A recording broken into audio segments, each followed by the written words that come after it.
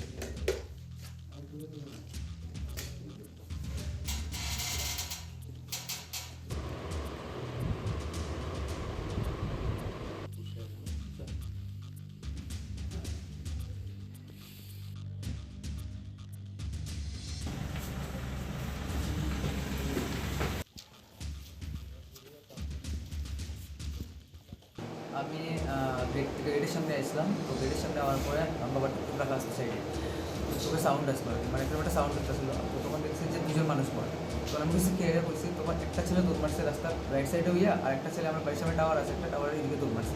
তো আমি মানে ওই ছেলেটার পিছনে দৌড়াইছে, সুর সুর করে করতে করতে খেতে দিকে হইয়া অনেক দূরে গেছি। তখন আমি মামারে ফোন করছি যে মামা দিকে যাও, একটা সুর আছে। আর এরপরে আমি একটা ভাই আছে আমার বাপ্পা দায়ের নাম, তো আমি এরা ফোন করছি দিকে সুর আছে। তখন তো এরা ধরা হয়েছে সামনে দিয়ে, এরপরে তো মানুষজন শুরু চলে এসেছে, যে যার যেমনি করতে তেমনি মারছে। আর মারার পর থেকে আরও 3-4 জন মানুষ হয়েছে, তারা এ বলতেছে যে আমরা একটু আগে তারা 8টা সাড়ে 8টার সময় তারা টুকটুকু শুরু করেছে, টুকটুকে ব্যাটারি শুরু করেছে। হ্যাঁ, তো তারাও দুধটা মারামারি করতেছে।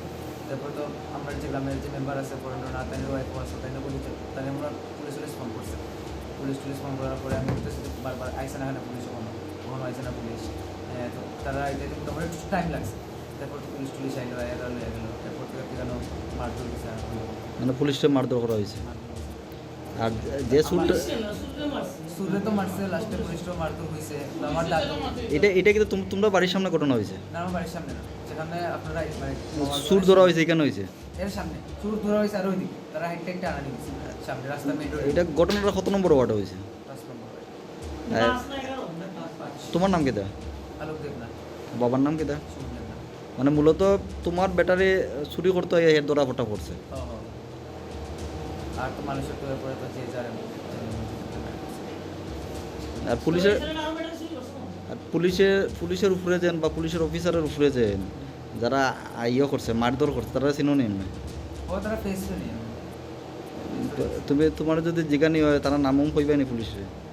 যে কালকে রাত্রেবেলা 10টার পরে 10:30টার দিকে যে প্রত্যেক রায় আমাদের মানে এই কদমতলা থানার আন্ডারে একটা জায়গা আছে, সেখানে নাকি একটা চুর ধরে আছে। সেই জন্য সেখানে আমাদের থানার 2জন অফিসার সাথে টিএসআর পার্সোনাল যায়। যাওয়ার পর যে সময় চুরটাকে মানে রেস্কিউ করতে যায়, তেমন তারা চুরকেও মেরেছে, মানে সকল চুর এবং আমাদের যে অফিসার এবং টিএসআর পার্সোনাল তাদেরকেও উপরে তারা আক্রমণ করেছে এবং তারা গ্রিভিয়াসলি ইনজুরি হয়েছে। তো সাবসিকুয়েন্টলি যে আননোন পার্সন, আর যে পার্সনটা ডিটেন করেছে চোর হিসাবে, তাকে এবং আমাদের যে পুলিশ পার্সোনাল টিএসএফ পার্সোনাল তাদেরকে আমরা প্রথমতলা হাসপাতালের মধ্যে অ্যাডমিট করানো হয় এবং তারা এখন চিকিৎসাধীন আছে। এর মধ্যে যে লোকটা সম্পর্কে অপবাদ দেওয়া হয়েছে তাকে ধর্মনগর হাসপাতালে রেফার করা হয়, ওখানে তারা বর্তমানে সবাই চিকিৎসাধীন আছে। স্যার, কাউকে কি আটক করেছেন?